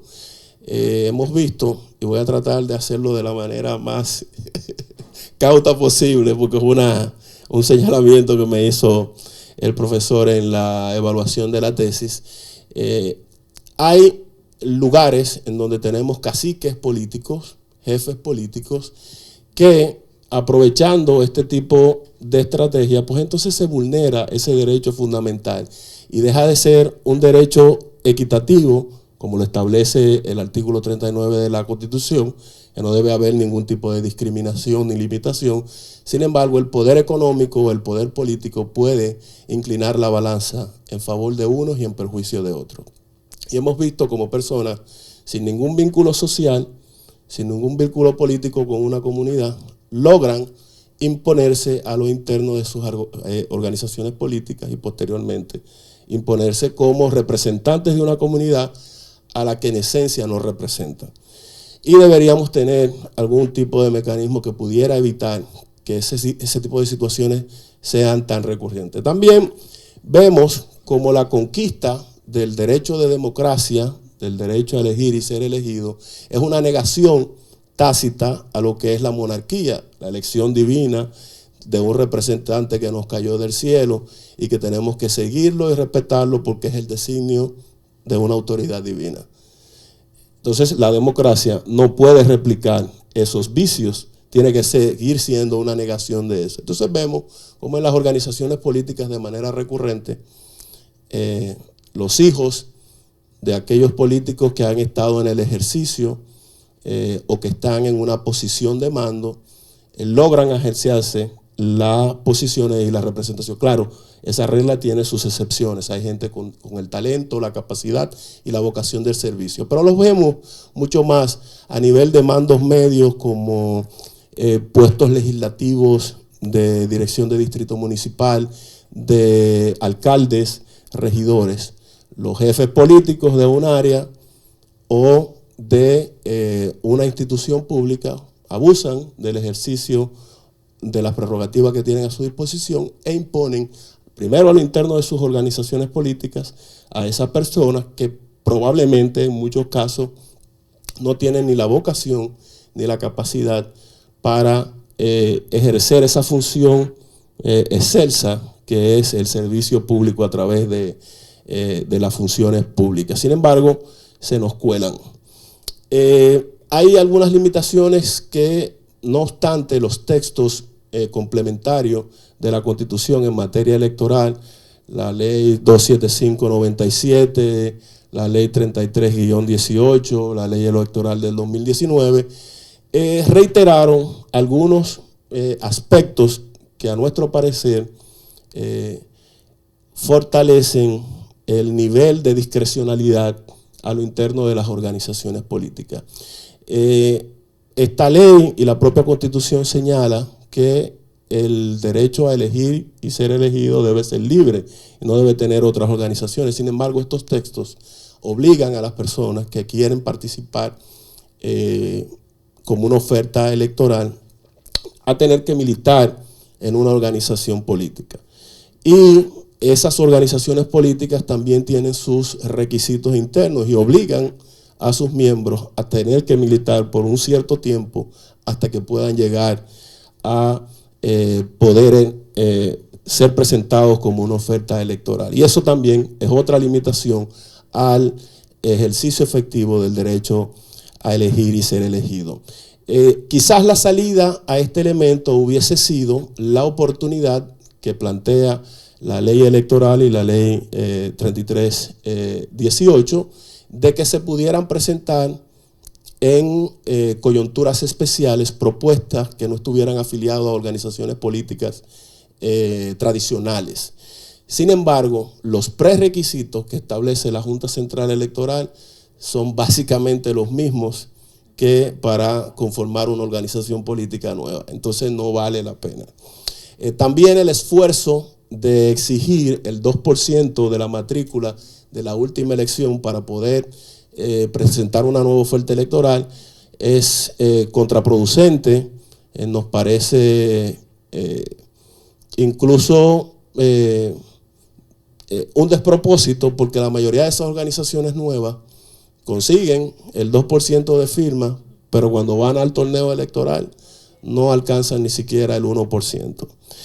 De aquí hay una sentencia, del momento que nosotros empezamos la investigación no estaba disponible, pero sí al momento de presentarla ya el Tribunal Constitucional había hecho una enmienda sustancial e importante, que es que estas organizaciones que no alcanzaban el 2% en un sorteo electoral perdían la personalidad jurídica y tenían que empezar de cero.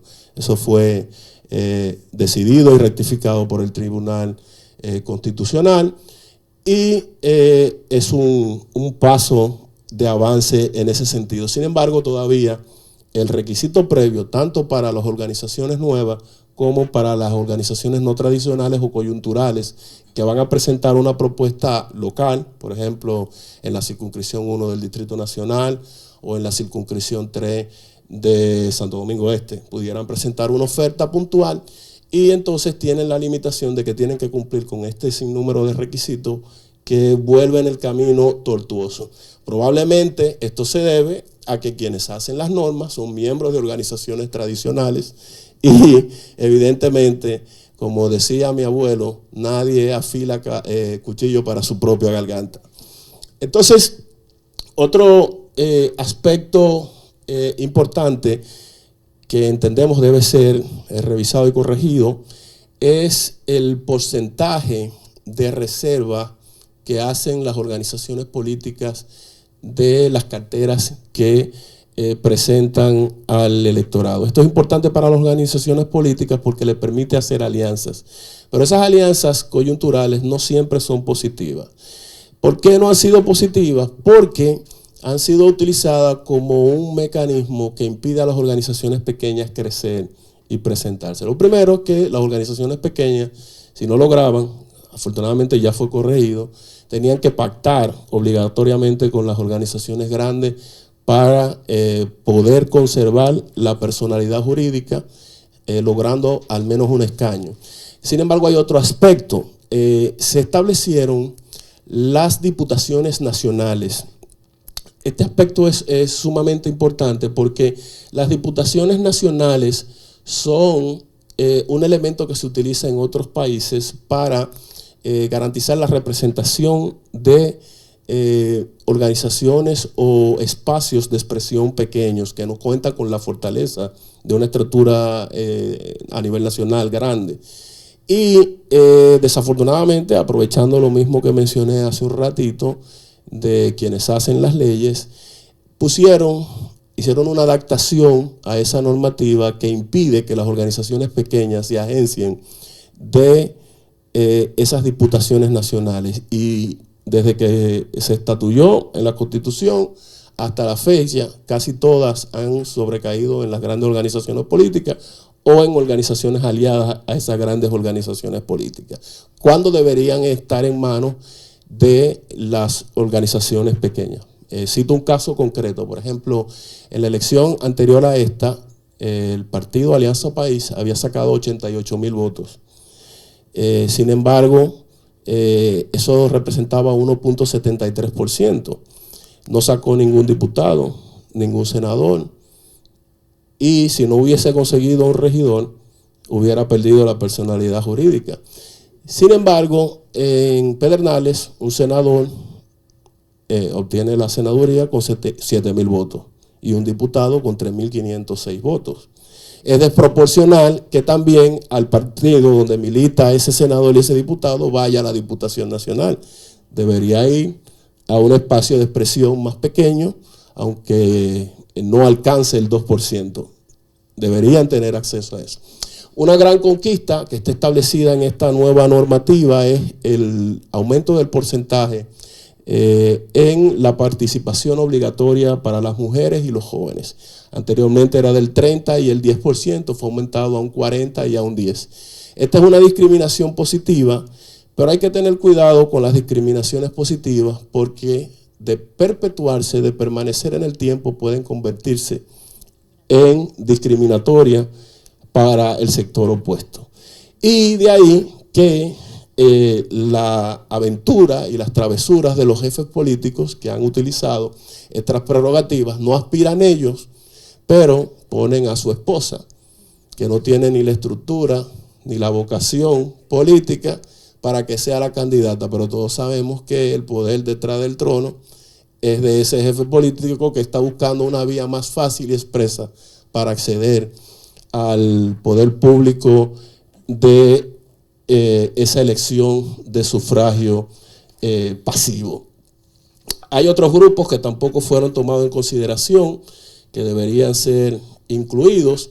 Y por último, quiero hacer unas cuantas sugerencias con relación a el tema que se está tratando ahora, que es el tema de una nueva modificación constitucional. Ya hace más de 6 meses que se ha hablado de eso. Yo creo, como mencionaba al principio, que no todo lo que, cuando se habla de modificación constitucional, no todo es malo. Hay aspectos positivos, porque como mencioné también y mencionaron mis compañeros, la Constitución es un texto vivo y aspiracional. Y hay cosas que no fueron consideradas en un momento determinado que luego se vuelven derechos fundamentales, luego se vuelven necesidades del Estado. Y para eso quizás haya que modificar la Constitución. Sin embargo, hay un sinnúmero de normas complementarias que debieron ser prioridad del Congreso durante todo este tiempo, como es el hecho del referéndum o la consulta popular. Tenemos 14 años y todavía no tenemos ninguno de los dos mecanismos, que son sumamente importantes incluso para preguntarle al pueblo, ¿qué quiere? ¿Usted quiere que se modifique la Constitución o no? Debería ser un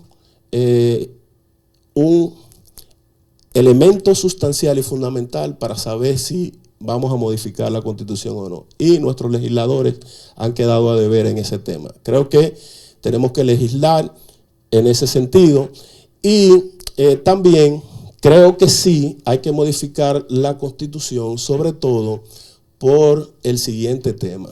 A mi entender, y lo mencionaba Natanael y voy concluyendo ya, lo voy a hacer lo más rápido posible.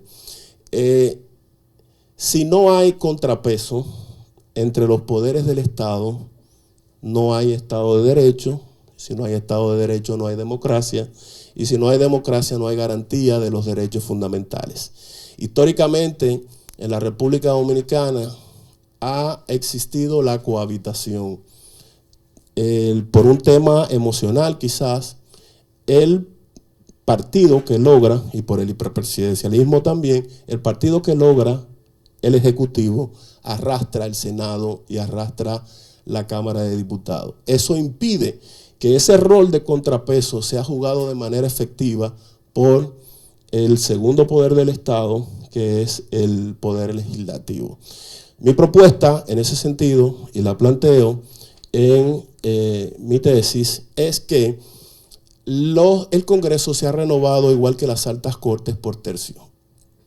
Mucha gente se opone a que haya elecciones de manera tan frecuente, pero quizás el impacto no sea tanto porque lo que vamos a elegir son mucho menos, pero el objetivo final, ulterior, es fundamental, es elemental para que en la República Dominicana empecemos a tener un poder legislativo que juegue ese rol de supervisión y de contrapeso en contraposición al sello gomígrafo que tenemos de manera recurrente en los congresos, que solo sirven para aprobar todo lo que propone el Ejecutivo porque cohabitan perteneciendo a las mismas organizaciones políticas.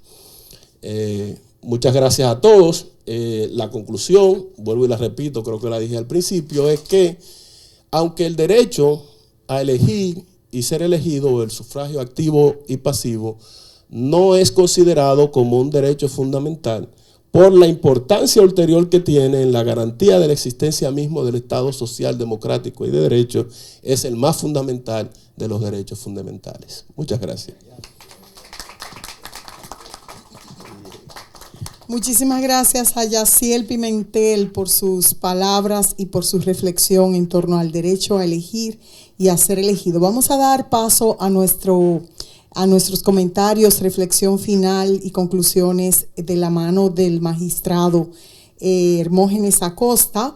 Y voy a leer así rapidísimo una semblanza del lo más cortísimo, magistrado.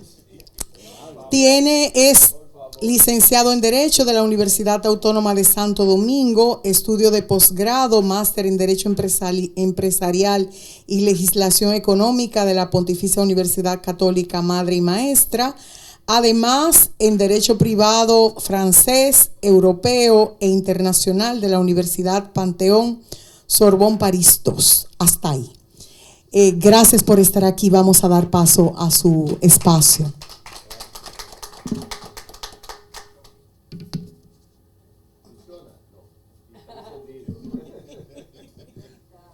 Parece que te tiene problemas, sí. Pero usamos otro, ¿no? Usamos otro. Bueno, este sí. Bueno, primero quiero agradecer a iGlobal por haberme invitado a esta actividad importantísima. Y en un lugar que a mí me gusta estar en la biblioteca. Yo creo que es un lugar sagrado, importante. El ambiente académico sale sin ninguna duda. Agradecer a la rectora, la doctora Pimentel, por la invitación, por la gentileza de invitarme de manera personal y bueno, sobre todo darle las gracias por las palabras que pronunció en la introducción de esta actividad, palabras que quizás no me merezco, pero se lo agradezco. Hoy tenemos aquí tres tesis, yo diría que abordan dos temas, porque los dos primeros temas están vinculados. El tercero ya es un tema más particular. Hubiera querido que se resaltara desde el principio que yo no estaba aquí como evaluador de la tesis, examinar de la tesis, porque los expositores como que... sí, pero este es otro papel. Yo no voy a jugar aquí el papel de preguntarle ni nada por el estilo. Bueno, los dos primeros temas están vinculados al derecho constitucional y a la justicia constitucional. Y yo creo que cuando se habla de derecho constitucional y de justicia constitucional, para mí es casi obligatorio hablar de Hans Kelsen, de ese gran jurista austríaco que defendió la necesidad de los tribunales constitucionales, que fue presidente del segundo tribunal constitucional que se creó en Europa, que fue el Tribunal de Austria, en octubre de 1920. El primero fue en enero de 1920 en Checoslovaquia. El tema del control de constitucionalidad y el tema de la ejecución de la sentencia están muy vinculados a este autor. Hans Kelsen planteó la siguiente tesis, una tesis que él denominó como la tesis de la pirámide, refiriéndose a los ordenamientos jurídicos, y decía que en la cúspide de la pirámide está la Constitución, en el lugar más alto, que luego le sigue la ley y que para que la ley sea válida tiene que estar conforme con la Constitución, y luego los decretos y las resoluciones. Él veía esto muy claro, pero entonces se planteaba el siguiente problema. ¿Qué ocurriría entonces si se dicta una ley que sea contraria a la Constitución? Que era una posibilidad y que es una posibilidad. Entonces a partir de ahí él reflexiona y llega a la conclusión de que era necesaria la existencia de un tribunal constitucional para que resolviera esos posibles conflictos que se pueden presentar entre la ley y la Constitución. Obviamente, la Constitución es la norma superior. Si hay una contradicción, debe primar la Constitución. Y entonces aquí entra en juego el tema de Natanael, que es el control de constitucionalidad, porque precisamente la supremacía de la Constitución tiene dos garantías. una que es jurisdiccional y otra que no es jurisdiccional. La que no es jurisdiccional tiene que ver con el proceso de reforma constitucional, porque es un procedimiento de reforma que se estructura de una manera más compleja que aquel proceso que se utiliza para reformar la ley, partiendo de que la ley es suprema. Aunque siempre he creído que en realidad el procedimiento de reforma en la República Dominicana no es tan complicado, no es tan agravado. Es un procedimiento hasta cierto punto sencillo, porque hablo con relación al quórum, porque si bien es cierto que se requiere que la aprobación de las 2/3 partes, es de las 2/3 partes de los presentes. Y para los presentes poder deliberar solamente necesitan las 50 más 1. O sea que si tuviéramos un congreso que entre las dos salas, esto es hipotético, tuvieran 100 miembros, sabemos que son más, pero hipotéticamente que fueran 100, si asisten 51, imagínense ustedes, las 2/3 partes de 51 es nada. Y ese es el sistema que tenemos. Otros países tienen un sistema distinto, porque hablan de 2/3 partes de la matrícula, de la totalidad, no de lo que fueron nada más, de la totalidad. Pero bien, relativamente es un proceso más complicado que cuando se va a reformar una ley, y en consecuencia se considera como que eso es una garantía de la supremacía de la Constitución. La otra garantía es jurisdiccional, y la garantía jurisdiccional tiene que ver con el tema de Natanael, que es el tema del control de constitucionalidad. Y bueno, la existencia del Tribunal Constitucional para conocer de ese control de constitucionalidad. Como reiteraba Jennifer, en realidad en la República Dominicana existe justicia constitucional desde la fundación de la República, porque el artículo 35 y el artículo 125 establecían que ningún tribunal podía aplicar una ley que fuera contraria a la Constitución. El tema de Natanael es un tema que va más allá de lo jurídico, es un tema histórico, y eso es importante, la cuestión histórica, como lo resaltaba Jennifer, en el sentido de que lo que tenemos hoy, si no conocemos la historia, la evolución de eso que tenemos hoy, es muy difícil comprenderlo. Si no sabemos de dónde vienen las cosas, no lo vamos a comprender. Natanael plantea que hay nueve modelos de control.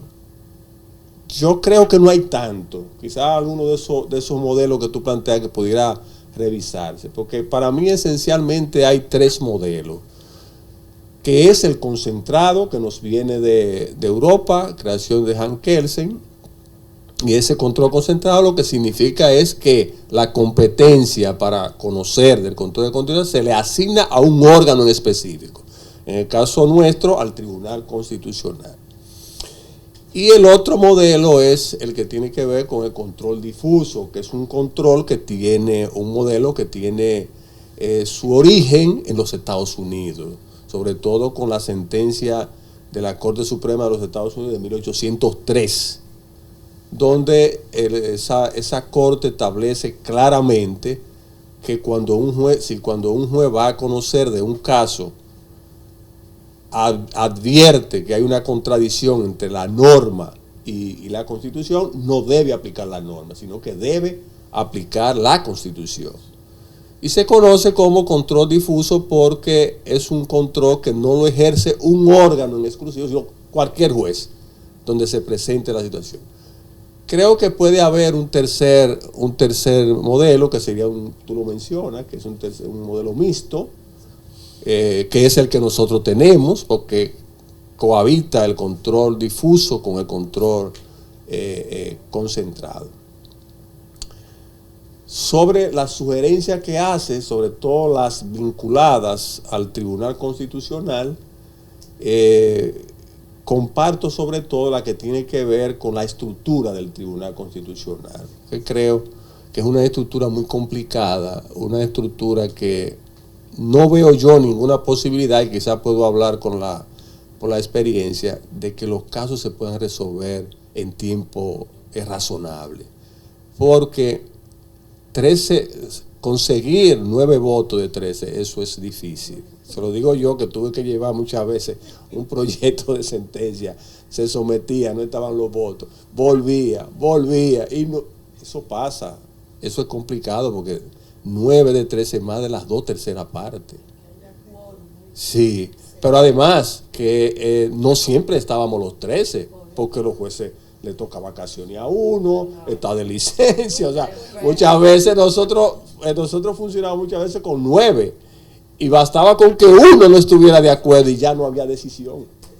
Y es gravísimo, sobre todo en el caso de los amparos, porque como tú decías, Natanael, cuando estamos hablando del amparo, estamos hablando de un ciudadano que tiene una situación urgente, que puede ser inclusive vinculado a la vida, a la salud, etcétera, y entonces que tenga que esperar años para eso. Entonces, ese es un tema que yo creo que en su momento debe retomarse y ver la experiencia comparada. En la mayoría de los países los tribunales están divididos en sala. Aquí no está dividido en sala, aquí todos tienen que resolverlo el Pleno.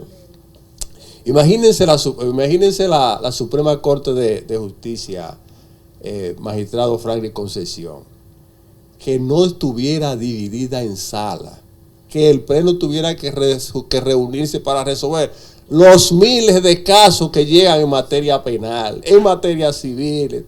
Eso sería colapsar el Poder Judicial. Sin embargo, están divididos en sala, y hay una sala de 5 jueces que conocen los asuntos civiles, una sala de 5 jueces que conocen los asuntos penales, etc. Entonces, en la mayoría de los tribunales constitucionales de Latinoamérica y de Europa también están divididos en sala para conocer aspectos que no son de tanta trascendencia general, porque ya para el control de constitucionalidad, porque anular una ley, eso tiene su consecuencia, ahí sí es recomendable que sea el Pleno. Bueno, estaría de acuerdo con esa modificación. La segunda tesis aborda un problema crucial, no de la República Dominicana, no de la justicia constitucional dominicana, sino yo diría que global, o por lo menos de Iberoamérica, que es el tema de la ejecución de la sentencia. Hay muchas dificultades en nuestro país, hay muchas sentencias sin ejecutar, según las estadísticas que tú das, hay 90. Bajó un poco, porque estábamos en 100 y pico. ¿Pero de cuántas? ¿90 de cuántas? 90, digamos que pueden ser de 6.000 sentencias. Más o menos el Tribunal Constitucional ha dictado 6.000 o 7.000 sentencias. Sí. La proporción Sí. es importante por las atribuciones propias del Tribunal Constitucional. No, y ya solo una sola sin ejecutar es un problema para el Estado constitucional. No debería ser. Es hasta cierto punto una vergüenza para un Estado constitucional que un tribunal dicte una sentencia y que no se cumpla. Una sola. Bueno, y el tema es general, porque por ejemplo en España, en el 2015, modificaron la ley orgánica precisamente para darle poderes al Tribunal Constitucional para que pudiera ejecutar su propia sentencia. Que yo creo que ese es el problema que tenemos, que el Tribunal Constitucional no tiene mecanismos para obligar a que la sentencia sea cumplida. Las sentencias interpretativas, las sentencias exhortativas sobre todo, generan muchos problemas. ¿Cuáles son esas sentencias exhortativas? Ya tú lo explicabas. Es un caso, por ejemplo, donde el Tribunal Constitucional dicta una sentencia, de la denominada sentencia con efectos futuros. Es decir, una sentencia que el Tribunal Constitucional dice, la norma es inconstitucional, pero se le da un plazo al Congreso para que dicte una ley que cumpla con la Constitución, un plazo de 2 años o de 1 año. Y mientras tanto esa ley sigue vigente. Lo que ocurre es que muchas veces pasan los años y no se dicta la norma, el Congreso no la dicta. Y la cosa no es simple, la cuestión no es simple porque pueden haber razones para que un Congreso en 2 años no dicte una ley, porque en realidad hay una regla parlamentaria. Y si se somete un proyecto y no tiene mayoría, sencillamente no se aprueba. Y no hay forma de, no sería legítimo desde el punto de vista constitucional que a un legislador le diga que tiene que votar de otra manera. Debe haber una libertad total. Entonces yo creo que cuando yo creo que ya me estoy pasando los 15 minutos. Además ustedes están un poco cansados después de hora y pico. Voy a ir concluyendo. Yo creo que en el caso del Congreso la cuestión es complicada porque es muy difícil ponerle un plazo. Ahora sí, yo creo que hay manera de controlar. Si ha habido negligencia, esa es otra cosa. Porque si el proyecto de ley no se ha sometido, no se ha llevado a discusión, o en 2 años se llevó a discusión una vez y después se engavetó, ya esa es otra situación. Concluyo con la tesis de Yasser. Tenemos algunas contradicciones. Tal vez porque yo soy medio conservador y él es medio radical. No hay duda de que el derecho a elegir y a ser elegido es un derecho fundamental. Yo diría, como tú dices, es un derecho fundamentalísimo, porque ahí está en juego la soberanía popular.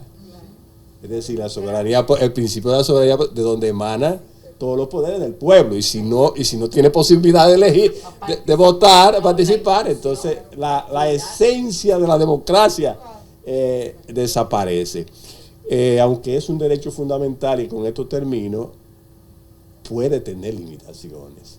Lo que pasa es que las limitaciones tienen que ser razonables. Por ejemplo, decir que hay que tener 18 años para votar, yo creo que es razonable, porque el voto requiere de una reflexión y de una madurez, etc. O sea, que se pueda bajar a 17, bueno, pero yo creo que no podemos poner a un niño a votar porque no sabe lo que está haciendo. Entonces pueden haber. Bueno, termino. Creo que podría decir muchas cosas más, pero no voy a abusar del tiempo de ustedes. Reiterar mi agradecimiento. Gracias.